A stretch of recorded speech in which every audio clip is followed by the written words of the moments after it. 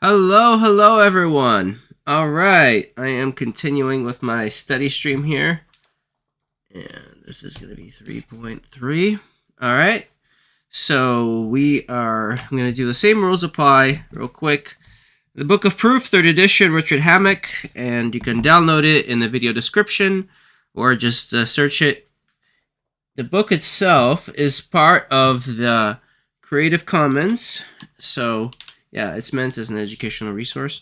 So get it for free. I have a physical copy. It's also very nice.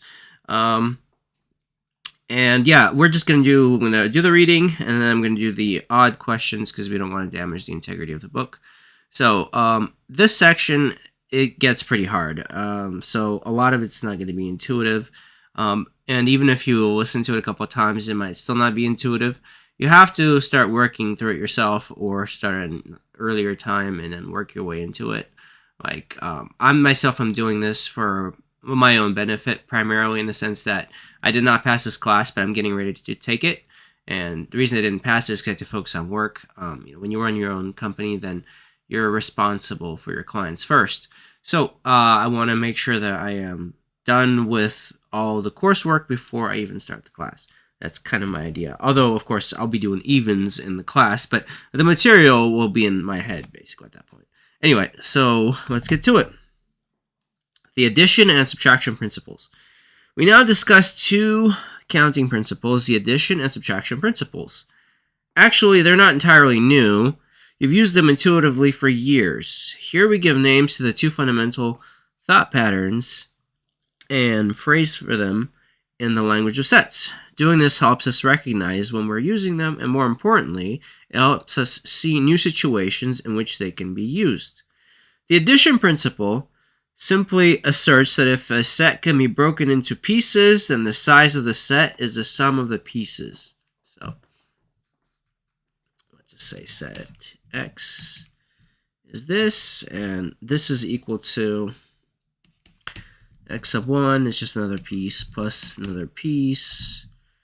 Sub 2 union X sub 3 plus dot dot dot plus actually a minute here, yeah.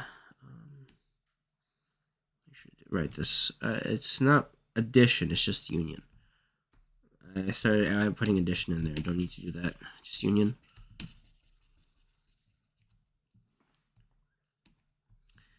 Dot dot dot union X sub n. Okay. So, and whenever any two pieces, that's what X sub I and X sub j mean. Just substitute any numbers in there. There's between them, there's no intersection. And this is whenever I and j is not the same number. So as long as that number is not the same, then we're good. Then the cardinality, or size, of set X is equal to the size of the first piece plus the size of the second piece plus the size of the third piece plus dot dot dot plus X sub n, like that. Okay. And yeah, so basically it's just like this. Look, you have a thing here. Okay, and we're gonna say this is X, and this is X sub 1, X sub 2, X sub 3, X sub n, for example. That's the idea. There's no overlap. You see that? This is cut in such a way that pieces do not overlap with each other. Okay, so that's the idea there. And just for clarity's sake, I'm gonna try to even out so that the sizes look the same. It's a little cleaner. Okay, so right.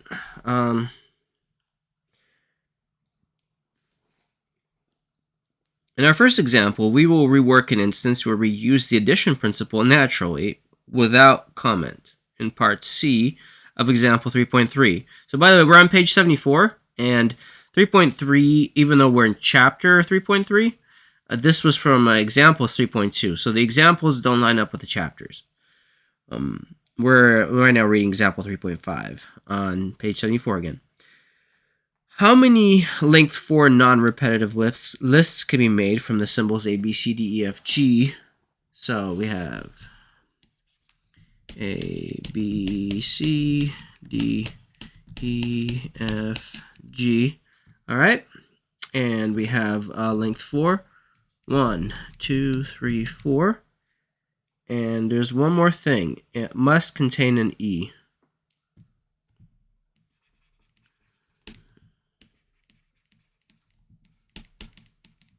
So we're going to say E, and then we're going to have 1, 2, 3, 4, 5, 6. There's 7 total, but we can't use the E, so that gives us 6. And what is the condition? The other condition we had here is how many non-repetitive. So that means if it's non-repetitive, we drop a count. So that means on the next one, there's going to be at least one less. It has to be one less. Times 5, so 6 times 5 times 4. Okay? And then we're going to move the E around to here. And then we're going to do this 2 more times. And then we're going to say 6, 5, 4, 6, 5, 4, 6, 5, 4. As a general rule, just you can think of it this way. If it's one of those things must have E or must have a character or number or whatever, because we're going to add up the sum of these. Again, these are each pieces, so this can be thought of as x1, this is x2, this is x3. This is x sub 4. So you could think of them as they're all going to be the same size. These pieces naturally would be the same size. So, I mean, there's more complicated counting systems and whatnot, but for our purposes, this is what we're dealing with. So we're going to multiply 6 times 5 times 4. That's 120. 20, and then we're going to do 120, 120. All right. Probably move that around. There we go.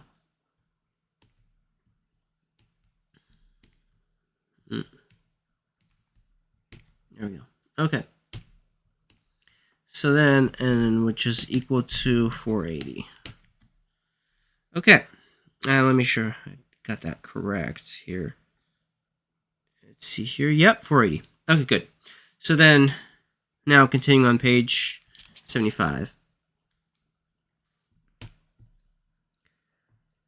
We use the addition principle when we need to count things in the set of x. If we could find a way to break x into its subsets, in this case, or pieces, if you will, x sub 1, the union of x sub 2, x sub 3 to x sub n, where counting each x sub I is easier than counting the whole set x. In addition, the addition principle gives an answer of the type the cardinality of the set x is equal to the cardinality of its constituent parts. So cardinality again being size. So in this case, yeah, we answer the question by counting up the constituent pieces. So we found the cardinality of these pieces here, and that gives us that. Basically, that's what we did.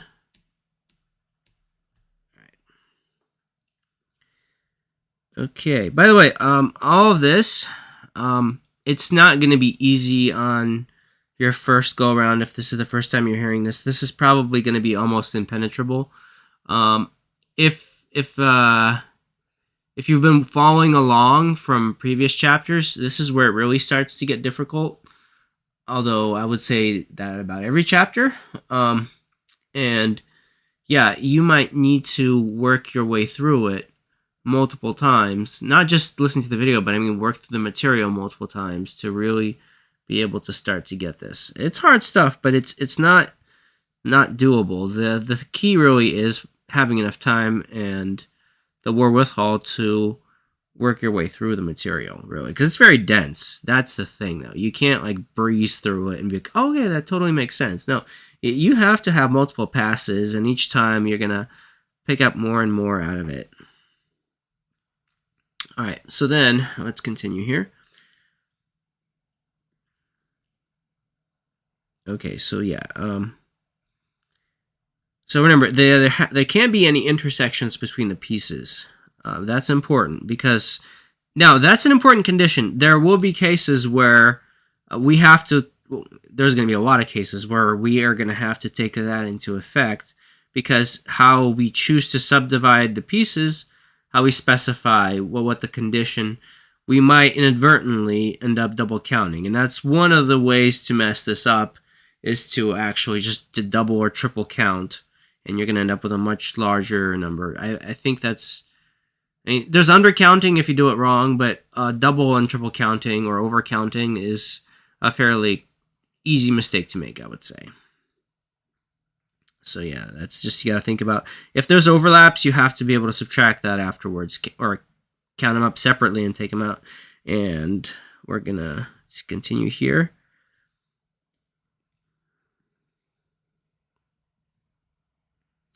How many even 5-digit numbers are there for which no digit is 0 and digit 6 appears exactly once? All right, so let's try this. All right, let me go here.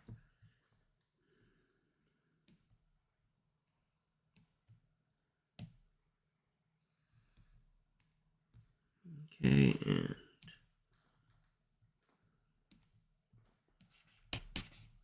all right.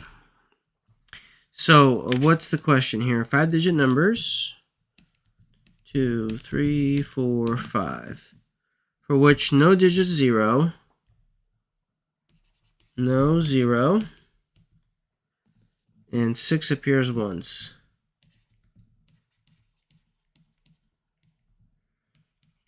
Okay, so then, well, it can appear in any one of those spots, right? And for instance, we can have, just throwing out some numbers right now, we can have 6, 1, 1, 1, 1, and let me see here, One more time, I'm going to just make sure I don't make any further mistakes.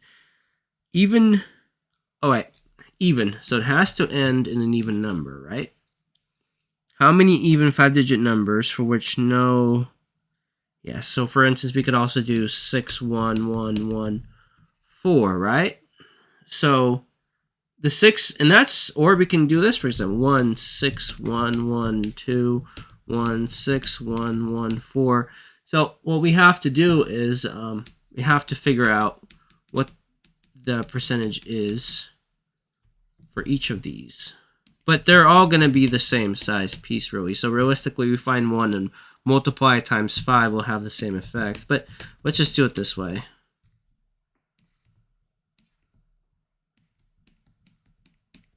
All right, and okay, so they have to be even. Well, and there can't be 0. So let's just write down some numbers here. We have 1, 2, 3, 4, 5, 7, 8, 9, and 0 for 10. Okay, so for the last number, let's just secure to make this thing even. Well, the only evens that we can do for the last number is going to be, we have 2, 4, 6, and 8. But we can't use 6 because that would be repetition of 6. So really, it's 2, 4, and 8. So that gives us 3 variables. So we're going to say 3 possible variables. We can't use 0 and we can't use 6. The condition being 6 appears only once and 0 is going to be in a different spot. By the way, whenever I said that they're going to be all the same, it was actually wrong. In this case, no, because you'll see. It's because of the last 6. But now let's just go these down the line. All right, so what about, so we solved that part. 3 possibilities. And for everything else, there's no 0 and there is no 6, so that gives us 8. 8 possibles, 8 possibles, and we have to multiply these out. The 6 counts as a 1. It's a static number. It's not, we're not going to multiply it by 6. So we generally just don't multiply that. We just go 8 times 8 times 8 times 3. We could multiply it times 1 for the 6, but it's whatever. Here, again, 8 can be in the first. We got our 6. We have a 3 in the back there. It makes it even. We have 8, 8, 8. 3 makes it even. 8, 8, 8. 3 makes it even. Then we have 8, 8, 8, and 8. Okay. So that's how we get it. Let's do that. 8 times 8 times 3. Okay. That's 1536. Okay, so now let's see here. And then so if you look at it, the first 4 are all 1536. 1536 possible variations. The last one is 8 to the 4th power, or 8 times 8 times 8 times 8 is going to be 4096.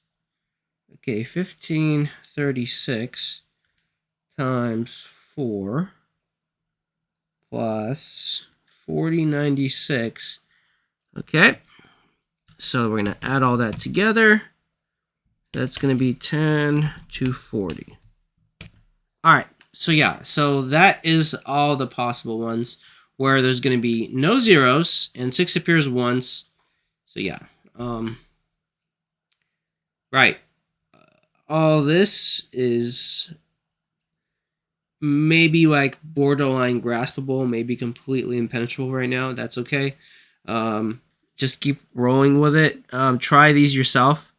And either just, if you're doing this for yourself, like I'm doing this, whenever you create any kind of content, I've created content for many years. One thing I found, whatever you do, whether artistic or whether it's educational, the first person you have to satisfy is yourself. You have to enjoy what you do. It has to be something that you personally can go back and enjoy listening to or watching, because then you at least got one fan, right? So that's important. And that's just a tip for anyone that if you ever want to, not that I'm like a big creator, I'm not, but if you ever want to do something long term or take on a big project, make sure it's something that you at least enjoy doing anyway, or get something out of it, some kind of besides just like clout. Don't clout chase. There's no guarantee you'll ever get it, you know what I mean? Anyway, continuing on. Okay, now we have the subtraction principle. So that was the addition principle, right? We figured out the pieces that match our criteria, and then we added them up. So there's a backwards way of doing it also, which, and if you watch the previous video, I solved something using the subtraction principle without realizing that it was a subtraction principle. So that is just because I'm like, well, it just seemed to me that it was easier to solve it in a roundabout kind of way, so I did that. So basically, the other option would be you can, if you find it easier to count up the total amount, we'll call it U for universe, and then if you want to just figure out the ones that are the ones that we don't want to use, like not the ones that we want, but the ones that we don't want, the negative cases. We can subtract our negative cases, and then we can sum the different. We can sum it up, what the difference between them is, and that gives us right here. And you can also write this as the sum of the total universe, all the possible variables, minus the negative variables, or the ways that don't match our condition, will give us the result that we want. Which, in this case, is going to be like this. This is called the component. The component, we went over this in a couple of chapters ago, but the component is, if you were to add the matching cases and the false cases, they represent the whole universe, basically. So in this case, if we take the universe and we subtract from the universe all the universal total number of possibilities. So like, let's say there's 100 different ways to do it possible, right?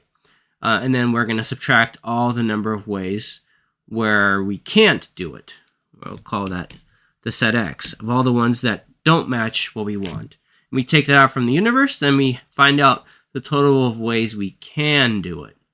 Because there could be preconditions where we have to have certain types of matches, and maybe the negative case reduces it just to like to one type of match. Like for instance, I don't know, like you could say all of the colors. You could say it has to have a color of at least red or blue or green. And let's say there's a fourth color, gold, and then I can just count up all the colors gold, subtract that from the universe, and then that'll give me the amount where, you know, like in other words, that's how you can kind of go about it. In other words, take out the negative cases. But I mean, we'll see it as we go forward here. All right, here we go. This is called the subtraction principle.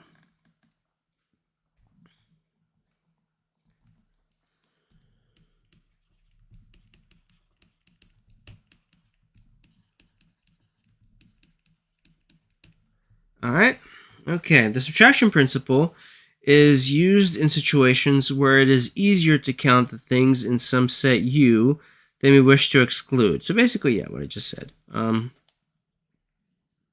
How many length 4 lists can be made from the symbols A, B, C, D, E, F, G? So we're going to say A, B, C, D, E, F, G. And, okay, so we're going to say length 4, 2, 3, 4, and have at least one E.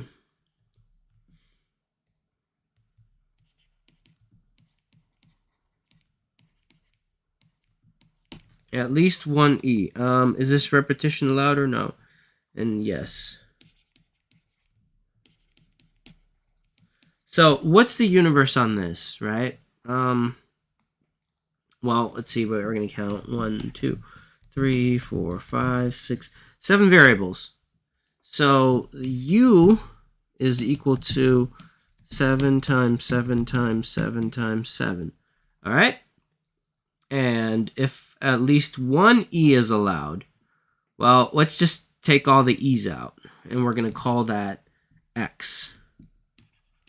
No E is equal to X, which is equal to, let's not use, we're going to say no E is contained in the set X. And then we're going to say, probably writing it a little backwards, but whatever. Let's see, then we're going to say which is equal to, well, and there's 6 then. So it's 6 in the first, 6 in the second, 6 in the third. There can't be any E's. None at all. We don't want any E's anymore. Striking the E from the English language. Okay, so that means we have 2401. Okay, which would be kind of complicated since E is the most common letter, I believe. 1296. All right. So, yeah. 1 minus 1296. Okay, so that means there are 1105 no E's, which is equal to our component, the cardinality of our component, meaning that the total number of possibilities. It's not that number. See, the cardinality bars are important because if I just meant that that's equal to the component, that means I'm assigning the number 1105 to the component of X. And we're not assigning the number, we're saying there exists 1,105 sets inside that set. So there's let me think about this for a minute here. You can think of them as subsets or guess, listed items, perhaps. Anyway, I don't want to get too lost in that. But yeah, essentially that's what we're doing. In other words, there's so many different ways we could arrange them, different arrangements. So not so much subsets, but just different arrangements. Because subsets would be like singletons, doubletons. No. We're saying there's 1,105 different arrangements of those numbers. Okay. And each of those can be counted as an element in the set. That's the word I'm looking for, element. Okay. Right. All right. And so far, so good. Okay, as we continue with counting, we'll have many opportunities to use the multiplication, addition, and subtraction principles. Usually, these will arise in the context of other counting principles that we have yet to explore. It is thus important that you solidify the current ideas now by working some exercises before moving on.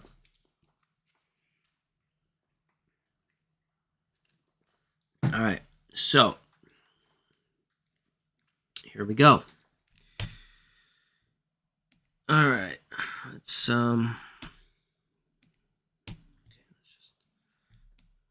paint this thing.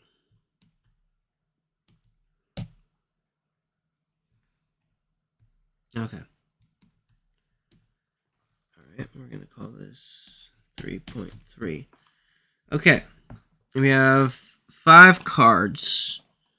All right, we have 5 cards, and then we have 52 card deck. So we have 1, 2, 3, 4, 5.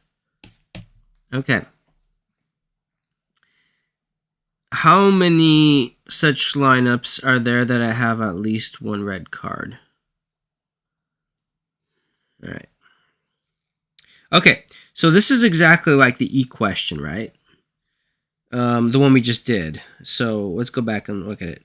So the question had a list that has at least 1 E. Now they're asking us it has at least 1 red card, right? So what did we do? We used the subtraction principle. So why don't we do that here as well? Yeah. Right. So I don't play cards. So if I'm a little slow on this part, yeah, I don't play cards. So, let me work my way through this here.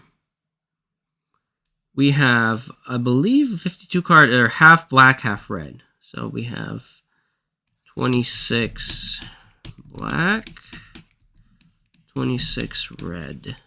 Okay. So then what's the possibility? Is there repetition allowed? Oh no, because we only have 1 deck. And then so we're pulling out a card. So the first, what are this is at least 1 red, so we're using the same. We're gonna get the universe. Well, the universe. Let's try that. 52 options on the first one by 51, 50, 49, 48. Okay, that's 5 spots. 1, 2, 4, 5. Okay, and then X will be, we're gonna say black. Only is equal to X.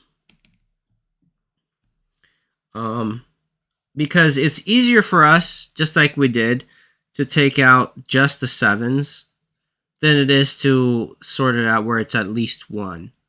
You know, it's just easier this way. So let's do that. Black only. Well, there's 26 that we can pull out. So a 1 in 26 chance. And then it becomes 25. 1 in 25. And then we're going to get 24 possibles. 23, 22. All right. So let's and then we just got to do is subtract X from U. 51 times 49. Here we go. By the way, something that really works for me, and I'm a university student. I have associate in computer science. That I wish I had understood sooner. This is like a pro hack. Like, you're going to be so much more engaged if you try to teach this to someone. And it doesn't matter if anyone's actually listening. You can put your hamster or something, or your G.I. Joe action figure, and talk to them as you do it, or whatever, or Barbie doll, whatever you're into, Transformers. Or you can just set up a stream and keep it in private. But the thing is, when you talk things out loud, when you work through them out loud, you process things, and you're forced to keep going instead of just kind of just like shutting down and sitting there. Sometimes talking through it, you get there. And also, when you explain things, you really have forced to think about something and try to think about how someone else would understand it. So it takes some time, but it really works for me.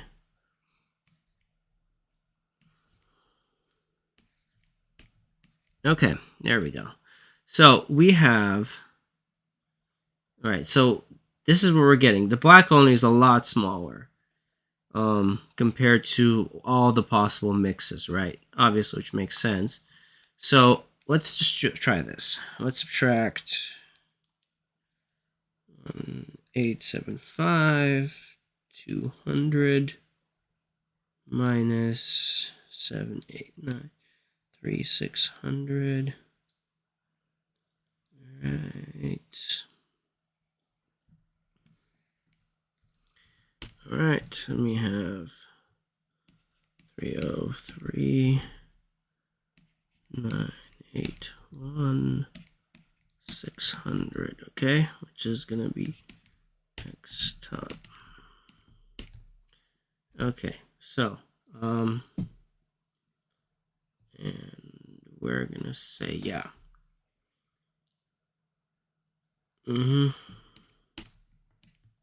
Okay. Well, the numbers match up.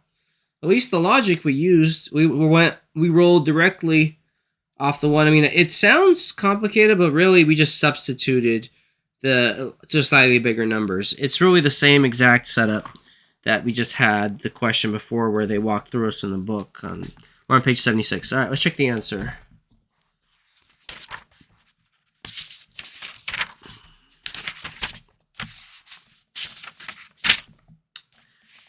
All right.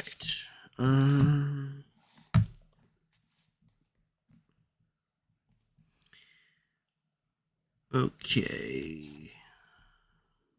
Yeah, that's the right answer. Book agrees. Okay, good. All right. Yep, the same principle used, and we used the subtraction principle. So, yeah, but that was just like a lead-in. Literally, from example 3.7 to question 1 it's exactly the same thing. All right, let's continue. Question 3. I need to draw background here. There we go.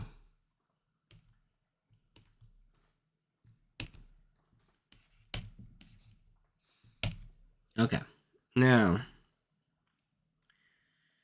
5 cards. 1, 2, 3, 4, 5 are dealt 52 card deck. Okay. All right, and how many lineups are there? Okay, we're gonna say 26 red, 20. These are just the conditions that we have to work with, right?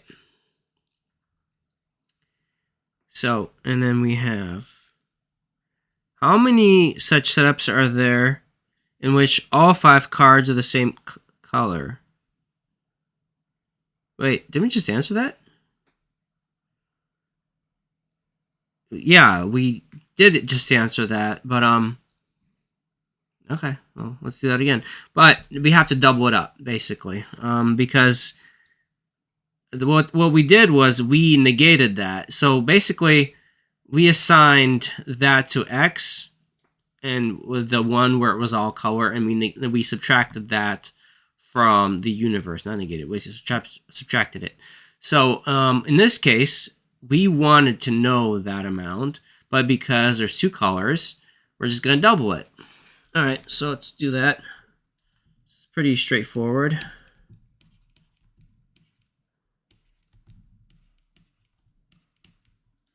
All right, and then so let's just multiply that out.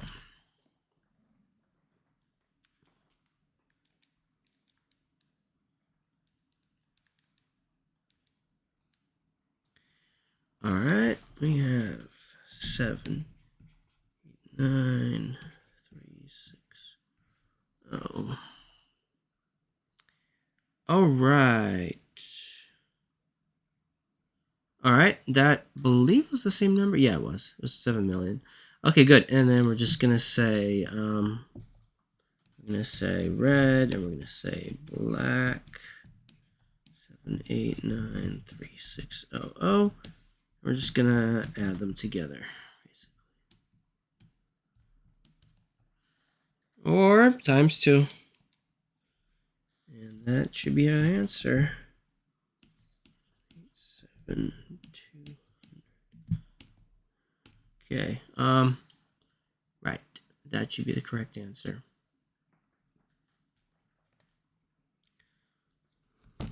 All right. 15787. Yeah. Okay. Good. Good. All right. 5.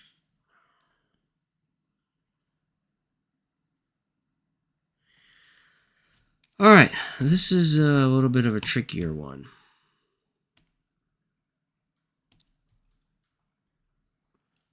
Um. 1, 2, 9, 9, 9, 9. And no repeated digits. No repeat. How many different can we do that? So between 1, I'm guessing when they say between, those both numbers count. But there are no repeated digits, so technically the last one wouldn't count anyway, so it wouldn't matter. But for the sake of the math, we'll have to use it. So we have to use a no repeat rule, so that means we're dropping off a digit every time we are counting it up. But it's not that simple. See, we could just go like 9 times 8 times 7 times 6, right? But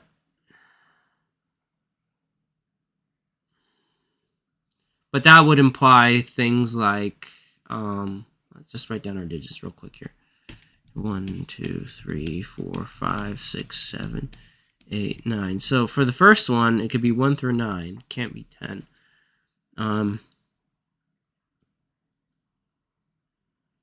But how would we account for, say 0, 0, 0, 1, right? The first one would have to. Yeah, this is a little more complicated. So, like for instance, so we're not just putting out a 4-digit combination, unless 0 would have to be a number in this thing. So it's not between 1111 and 9999. We would need the zeros here, but the zeros also, they won't work like yeah. We need to approach this a little differently. Because between the first 4 are, in other words, if we were to use zeros, that would imply that, I don't know, let me try this a different way. Okay. Non-repeating. So for the first, we can just add them. For the first, we have 9 possibilities, 1 through 9. Plus the second, that would be like, well, what can be on the first one? So this is going to be 10 through 99, right? But we can't do 99, but whatever. We'll fix that in a second.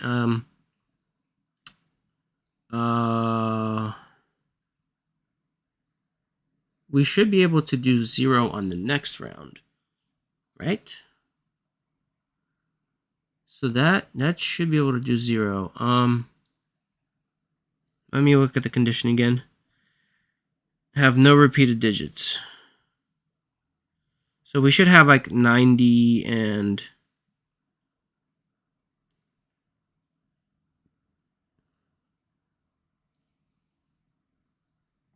that would be, but then if we did, let's see, 10 times 9, if we did that for, no, that wouldn't make sense, because you would have like 0, it would be 0, 9 plus, no, I need them to create numbers that are above 9. So it has to start at 1. The first one can only range between 1 and 9. And the second one has to have 0 in its slot. So the second one, so the first one could only have 9 possibilities, right? We can't have 0 there. And then by the no repetition rule, it has to drop down by 1 slot. So this has to be 8. So there's now 8 possibilities by the no repetition rule. So, but we also have to add 0 because we need numbers such as 20, 30, and so forth. So technically this becomes 9. It's not 8, right? Right. I think. And again, these would have to be multiplied. This is following the no repetition rule. So we dropped down 1, so it's 9 times 8, but we added one more iteration. We added the 0 in here, which was not allowed in the first position. It's only allowed in the second position. So now we have, that covers 2-digit numbers. Let's keep going here. 3 digits. We have, this gets a little easier, 9. Now, forgetting about this one now, we'll just follow from the second position. This continues the rule that whatever value this one has, it's -1. So this is 8. So this one should have been 8 here. This should have been 8. But because we added the 0, it became 9. But regardless of what happened there, each subsequent step has to be dropped by 1. So we take this 9 that's now been worked out, and we drop it down to, so now that one's 8. Otherwise, this would have been 9, 8, 7, so to speak. But we're adding a 0. So that's how instead of 9, 8 or 9, 8, 7, we're getting 9, 9, 8. Because we're adding the zeros in it as well, because we still need 990 and so forth. So that's what's going on here. We're dropping the 1 for the repetition, but we're adding, we're dropping one variable, one count, for the no repetition rule, and then we are adding the one more count for the 0, which we don't have in the first position. So that's how we're getting this, and then this would have to be 9, 8, 7. I think. Does that look right? I think so. All right. All right. So let's multiply it out. So we have 9 plus 81. Okay. Plus 648 plus 45 36. Interesting how those multiples. Okay, right. Yeah, Add them up. Plus 8 plus 81 plus 9. All right, all together, it comes to 5274. All right, I think that's the correct answer. This is a really tricky one. It's just like how you really have to think about what's happening, but we're gonna find out.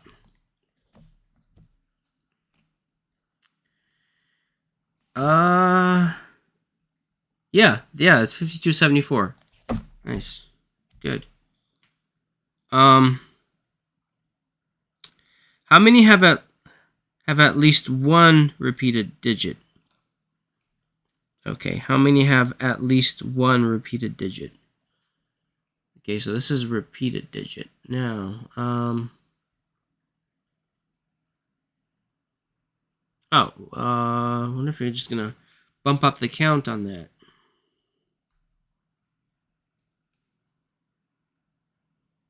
That might be the way to do it.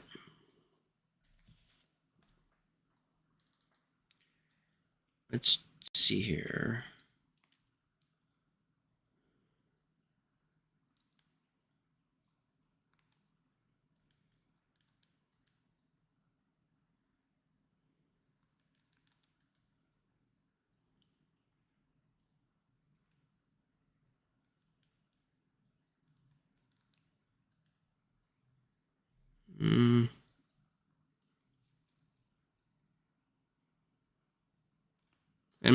Wait a minute. Oh, what's the rule?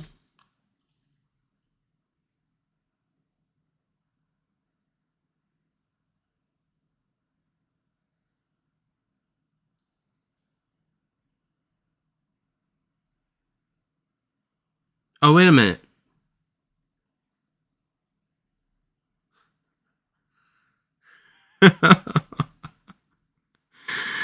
I am overworking myself for no reason. We have the no repeat. At least one. Just subtract. Oh my god. Sorry, brain's not working. Okay, so this is gonna say this is no repeat. So that means we're gonna call this, which is equal to the x u. Then we're gonna say what is the total possible that we can do.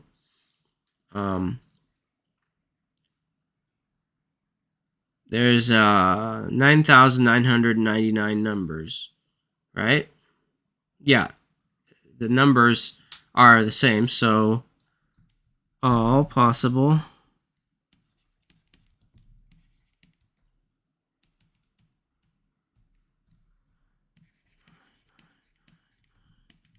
to u, and then okay, so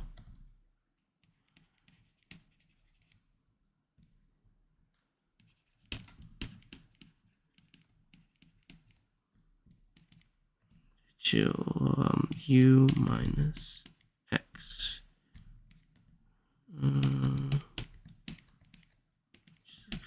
x top, which is equal to,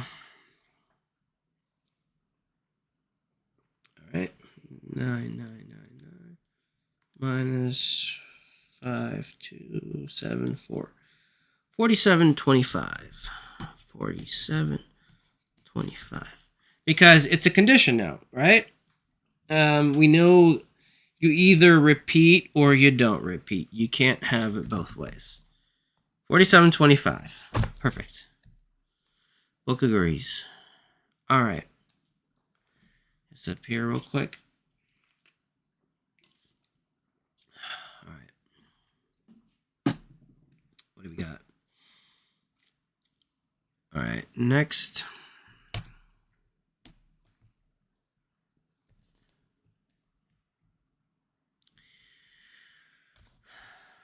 All right, a password on a certain site must be 5 characters long, made up of letters of the alphabet. Okay. So, password 5, 1, 2, 3, 4, 5. Okay, so we have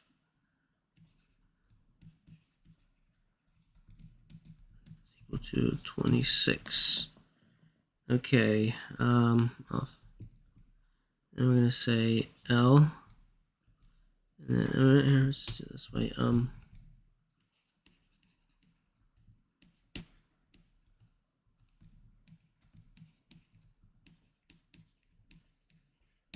Okay, so we have upper and lower alphabet, and so then we have 26. We're going off the English alphabet here, of course.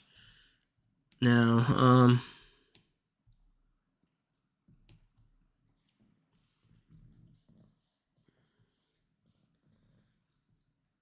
right.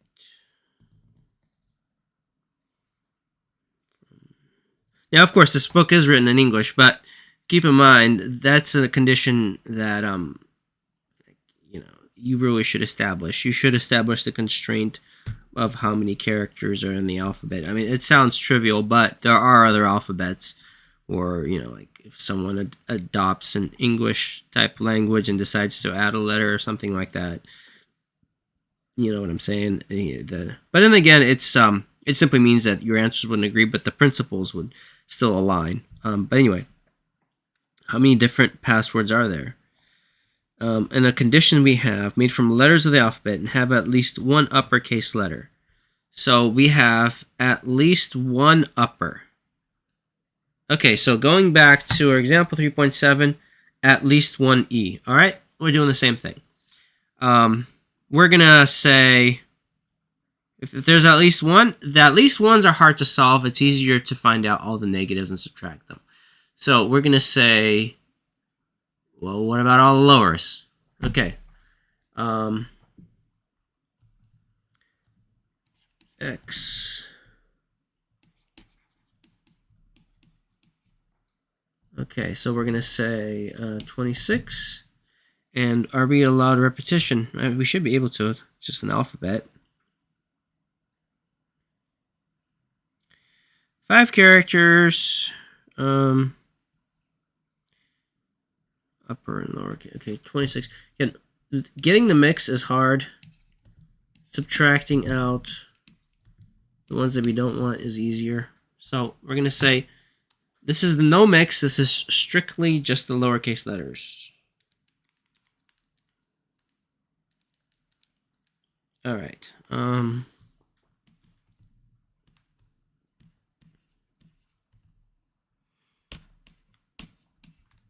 Okay. 11811376. Okay. That's lower only. Okay. Now,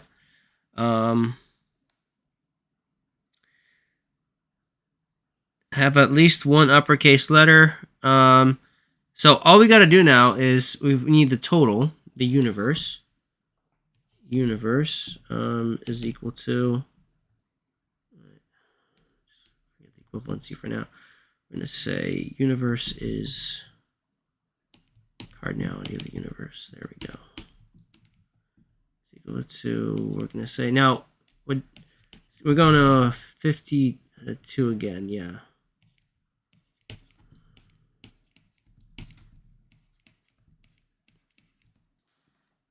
Okay, here we go. So 52 times 52 times 52 times 52 times 52.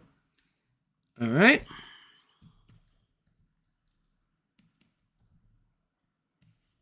Three 8 0 2 0 4 0 3 2. Okay. Okay, so we can agree that that's all possible mixes. The repetition's allowed, so we kept that rule. And then we know what the lowercase only is, the negative case. So we want to know what our x top is. Okay, we want to know what our component of x is. So we're going to subtract this. Minus 1188. 1376. I think that's right. Okay, let's see here. 3 6 322,656. All right, now it looks right. Let me just double check conditions one more time. 5 characters long. Yes. Must contain at least one uppercase. What if there must be a mix of upper and lowercase? Okay. So right now, let's just see what we've established.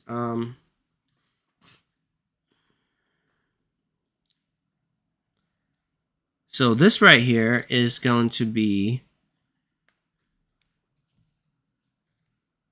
A minute here. How many different passwords? I'm doing something wrong here. Hang on a minute. How many different passwords are there? I'm jumping ahead. That's what's going on now. Okay. Have at least one uppercase letter. Okay, so we don't want the uppercase letters. We want to say there are no uppercase letters. So that means lowercase only, and we're going to subtract that out, and that gives us at least one uppercase. So that's it right here, and this is going to be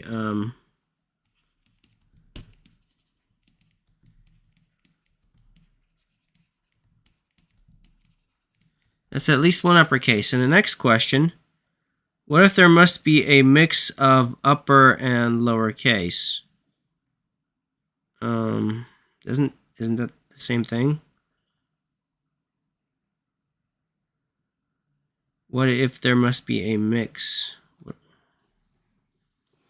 It seems like that answers it. Wouldn't it be the same question? At least one uppercase letter.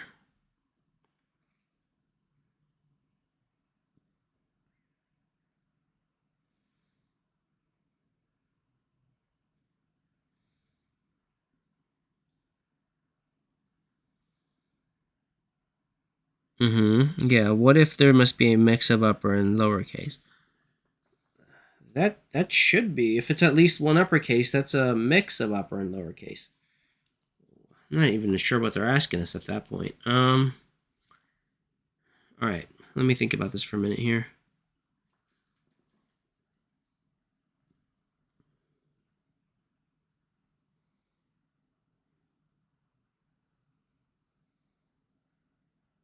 I mean, I'm guessing if are they alternating them? Oh. We have to negate the cases where it's upper only. All right, because that's what's going on. Okay. And then, so we have at least one uppercase. Now we're going to say mix, which is equal to no upper only slash lower only. Okay. Actually, instead of slash, I'm going to say plus. It's more accurate description here, because we're going to negate that. Okay. So then, in that case, lower only and upper only would be the same thing. 11881376.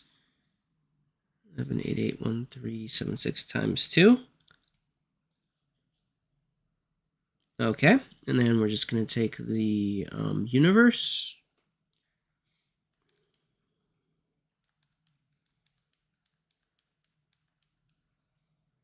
Okay. Subtract that from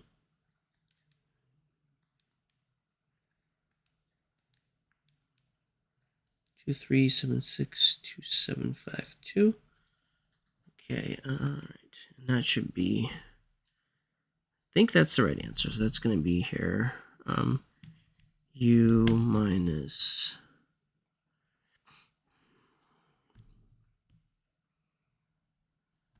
Okay. 2 times x, which is equal to. So I just multiplied it because there's the same number of uppers and lowers, but we wanted to get rid of all of the samesies. Right, so that's going to be 3, 8. A minute.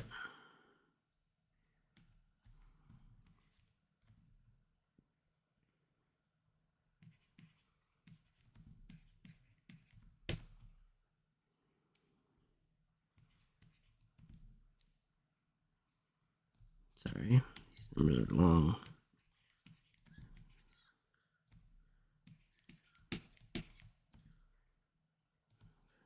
Two, which is equal to 5, 6, 4, 4, 1, 2, 8, 0. 5, 6, 4, 1, 2, 8, 0, 3, 5, 6, 1, 2, 8, 0. Okay, I think that is correct. This is 7, by the way. Okay, let's find out. Okay. Okay, and let's see here. 3, 5, 6, 4, 4, 1, 2, 0. Yes.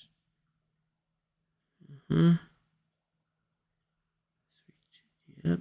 Yep. All right. Yeah, book agrees.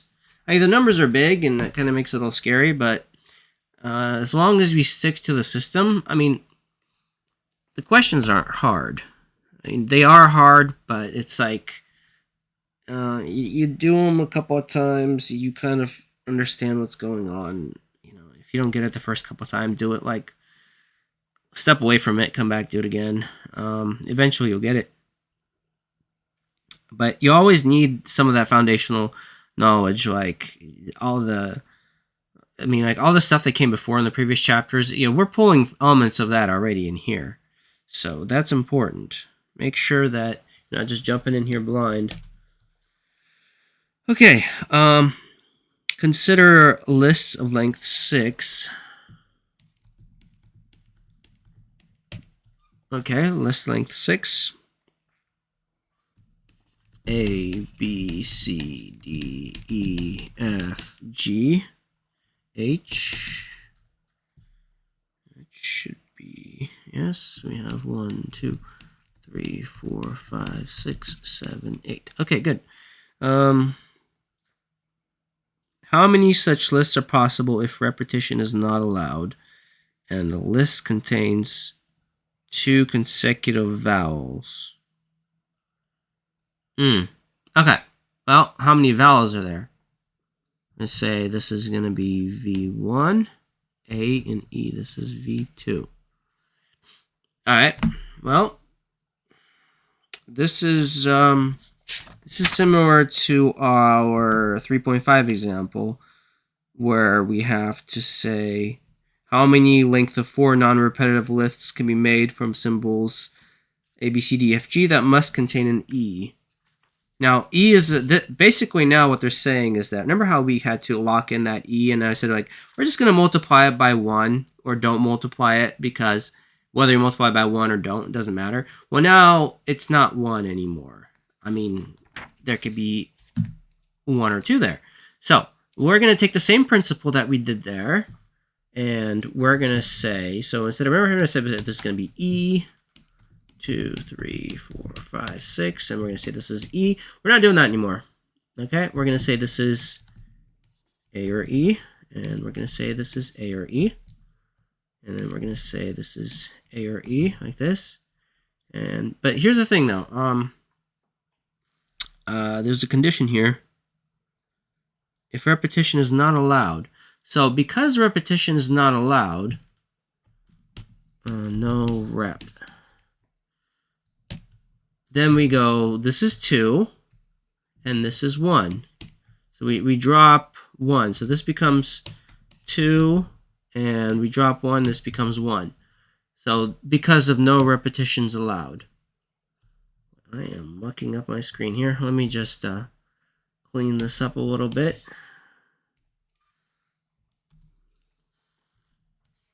So again, sounds a little weird and scary, but it's no different than the E's will can be thought of as a unit 1 before, and now we're just to have 2 and 1.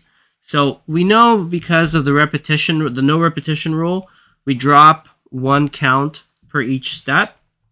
We're still applying that rule. We're going to say this is A, E in the first position, so there's 2 possibilities. We're just going to establish our vowels, just like we did with the E first before. So there's 2 here, and there's only 1 possibility there. We could call it E or A, whatever, it doesn't matter. But the point is, it's stuck there. Next one, we're going to say 2, 1. 2, 3, 4, 5, 6. We're going to say 2, 1. Okay, and then we're going to say 2, 1. Okay. 1, 2, 3, 4, 5, 6, and 2, 1. All right. So now the ones, we can multiply it or don't, but that's just like, it'll still give you the same result. Now, there's 8, no repetition allowed. So, but it gets complicated here. You gotta be careful because we cannot repeat with our vowels if we're already factored those out. Wait a minute here, hold on. Let me read that carefully. Contains 2 consecutive vowels. Okay, hang on. So it says it contains 2 consecutive vowels, but it doesn't say that it only contains 2 consecutive vowels. So presumably there could be other vowels that are non-consecutive or non-repetition. So yeah, that's how I would understand that. Just to be clear though, let's say if the first one is going to be A, E, or so the options for our first thing can be like A, E, and then our option for the next position would be, it can be A again. For the next slot, we have our 2 vowels out, but we can still use one of the vowels, I think.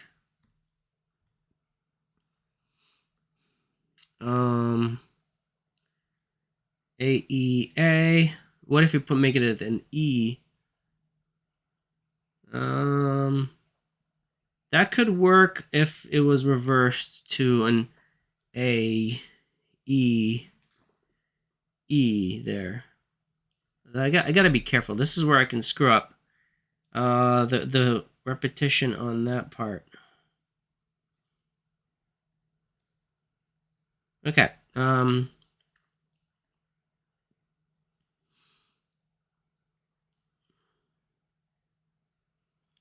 Right. Let me think about this for a second here. Okay.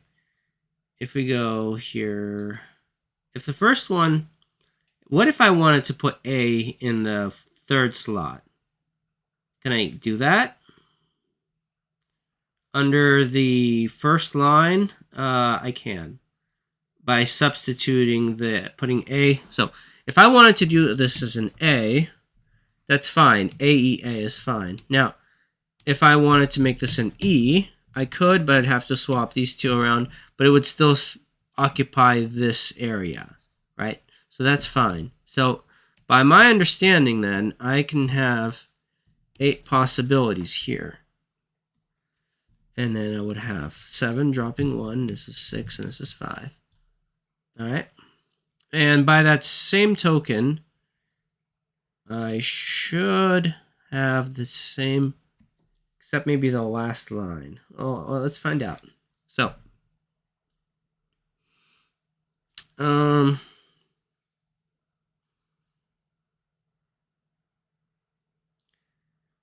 think, yeah, let me think about this here for a second. In the first position, can I put an A here? Yeah, if I put an E here. Okay. And can I put an A here? Yeah, I would have to do that. And then can I put an A here?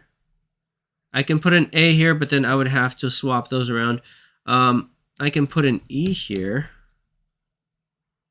So the only thing is that I would be dropping 1 here. So far it's holding. Yeah. And then conversely, we can swap the A in the first position. This can be E, and this could be A, and this could be E, and this cannot be E, so therefore this can be, there's only 7 possibilities. So within this constraint, I could still get 8 here, 7, 6, 5. By that same token, 7, 6, 5, 8, 7, 6, 5.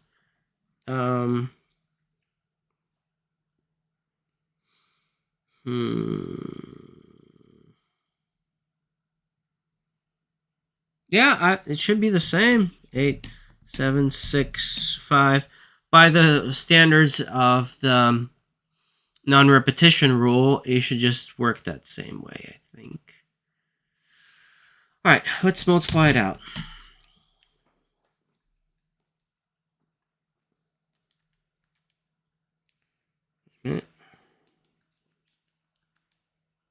Now, we are multiplying by 2, just to be clear.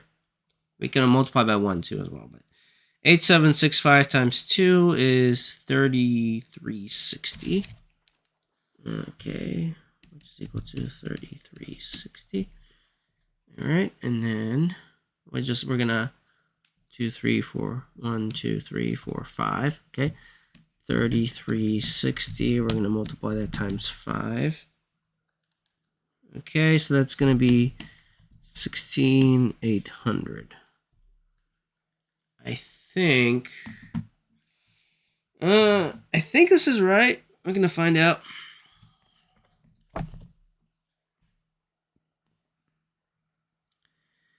Let's see here.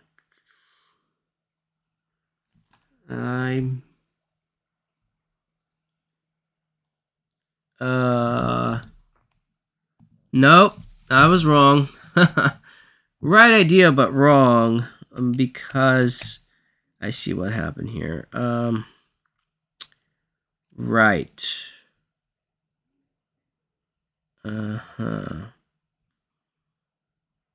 That makes sense. Okay. So with the no repetition rule, hang on, let me read this one more time. That's what it is. That's why I messed it up. It's right here. I wrote it. No repetition.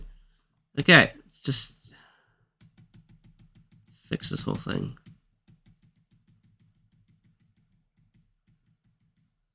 Okay, we're just fixing it.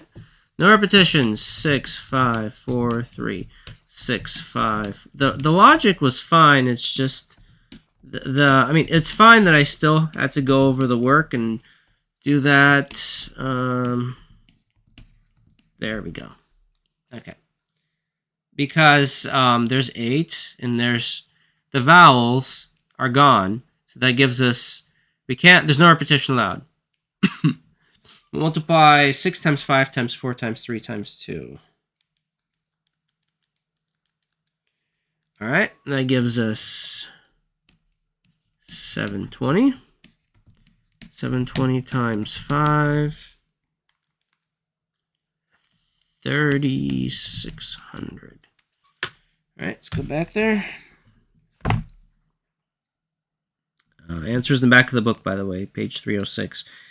That is correct. Okay. So that has been corrected.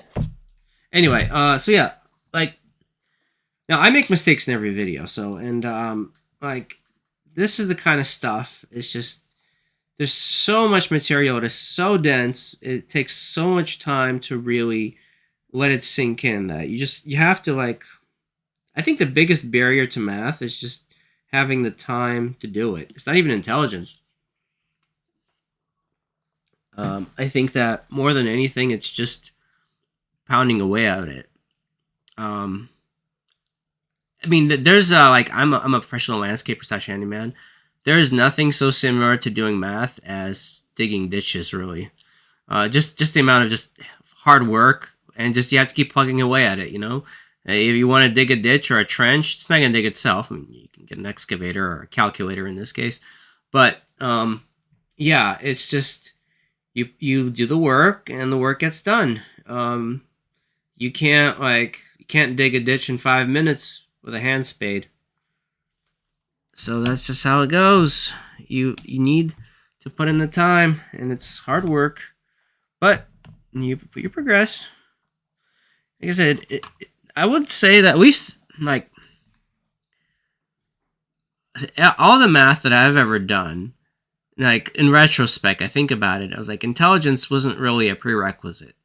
I mean, maybe I come off as a little sounding arrogant. I was never good at math. The reason I made math my second major was because math was the thing that I struggled with. But and then that's what made it very interesting for me. And I like the challenge. I like challenges in general, but the thing with math that I found was that it's a thing you have to do. It's a very work thing. Like you can, like certain things you can cram, or you can just, like finish a paper, like a 10-page paper over, I don't know, like 48 hours or something like that, or something crazy. Some things you can't cram math in 48 hours. It doesn't work. You have to apply a set amount of time for it. Okay. Because there's too many interconnected parts and they build on each other, and you have to be comfortable, be able to go back and access them, because otherwise, as you blow through things, you miss a critical piece, and then it's like a lock. It's like if a little piece is broken inside your lock, it's not going to work. So it's just like that. All right, let's do 11. Integers, okay.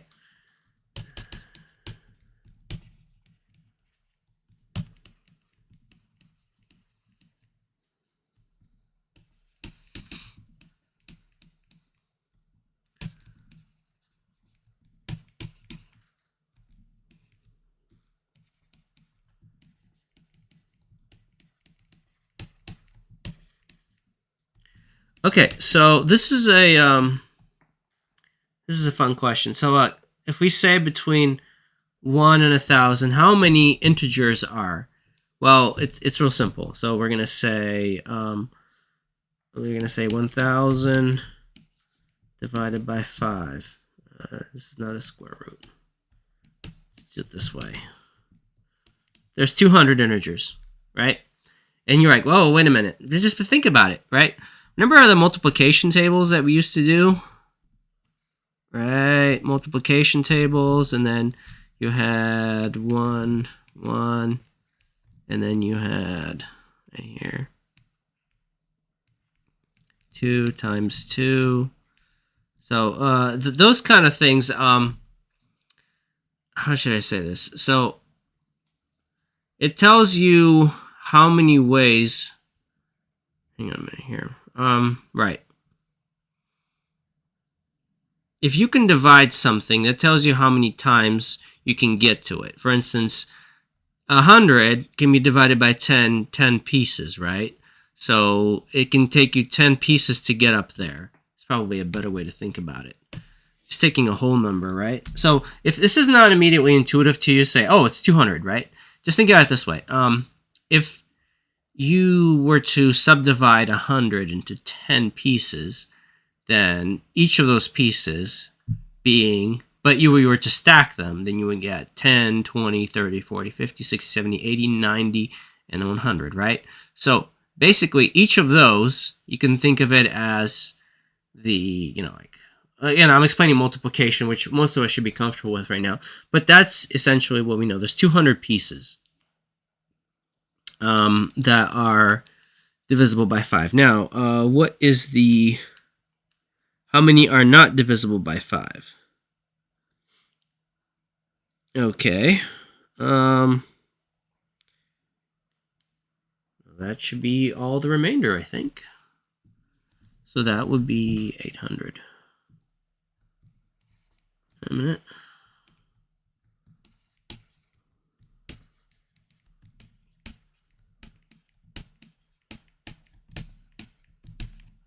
All right. because you either are or not. 200 are divisible by 5. And just like, for instance, a simple way to think about it is how many integers between 1 and 20 are divisible by 5. It's 4, 5, 10, 15, 20. And 5 divided by 20 gives you 4. You know there's 4 pieces. How many are not divisible? You take the 4, you subtract from 20, there's 16. So there we go, basically. All right. Yeah. This is standard arithmetic. All right. We have survived all the way through section 3.3, and we're still alive. How cool is that? All right. So next is factorials. All right. Do some permutations, factorials and permutations. All right, well, I'm still pretty sick, so I'll see how I feel. I might stream a couple more times tonight. We'll see. All right, well, I hope you enjoy this.